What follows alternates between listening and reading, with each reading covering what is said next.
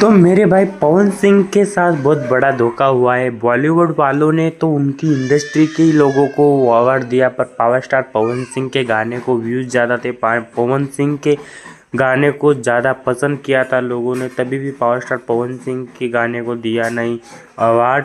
और power star Pawan Singh को award देना ही चाहिए था, ये सभी का मानना है।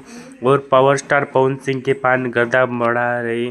और रवि किशन को अवार्ड मिला है, सपोर्टिंग एक्टर का अवार्ड मिला है रवि किशन को, तो इसके लिए तो बिहार भोजपुरी तो। और अरिजीत सिंह को मिला है बेस्ट प्लेबैक सिंगर का अवार्ड। तो दोस्तों ये गलत हुआ यार, तो चुनाव की तरह हो गया बिहार पावर स्टार पवन सिंह को, तो वहाँ पर तो मिलना ही था, पर लोगों ने क्या कर डाला। उन अरिजीत सिंह की फिल्म जो ऑस्कर में गई थी ना, इसलिए पावर स्टार पवन सिंह को अवार्ड नहीं मिला। ऑस्कर में जो गाने गए उनके और फिल्म गई, इसके लिए अरिजीत सिंह को मिला। तो दोस्तों क्या कर सकते, पावर स्टार पवन सिंह के फैन तो लड़ रहे हैं।